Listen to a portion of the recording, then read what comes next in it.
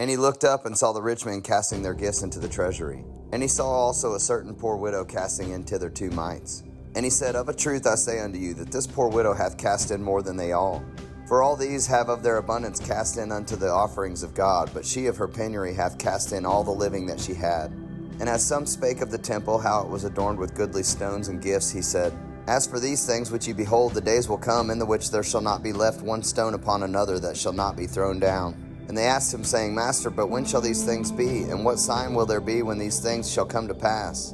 And he said, Take heed that ye be not deceived, for many shall come in my name, saying, I am Christ, and the time draweth near. Go ye not therefore after them.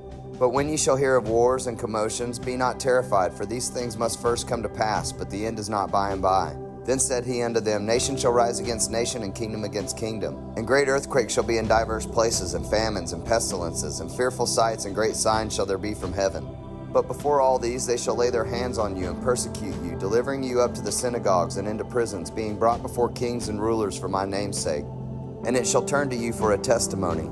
Settle it therefore in your hearts not to meditate before what ye shall answer. For I will give you a mouth and wisdom, which all your adversaries shall not be able to gainsay nor resist. And ye shall be betrayed by both parents and brethren and kinsfolk and friends, and some of you shall they cause to be put to death. And ye shall be hated of all men for my name's sake. But there shall not an hair of your head perish. In your patience possess ye your souls. And when ye shall see Jerusalem compassed with armies, then know that the desolation thereof is nigh. Then let them which are in Judea flee to the mountains, and let them which are in the midst of it depart out, and let not them that are in the countries enter thereinto. For these be the days of vengeance, that all things which are written may be fulfilled. But woe unto them that are with child, and to them that give suck in those days, for there shall be great distress in the land, and wrath upon this people. And they shall fall by the edge of the sword, and shall be led away captive into all nations. And Jerusalem shall be trodden down of the Gentiles, until the time of the Gentiles be fulfilled. And there shall be signs in the sun, and in the moon, and in the stars, and upon the earth distress of nations with perplexity, the sea and the waves roaring. Men's hearts failing them for fear, and for looking after those things which are coming on the earth, for the powers of heaven shall be shaken. And then shall they see the Son of Man coming in a cloud with power and great glory.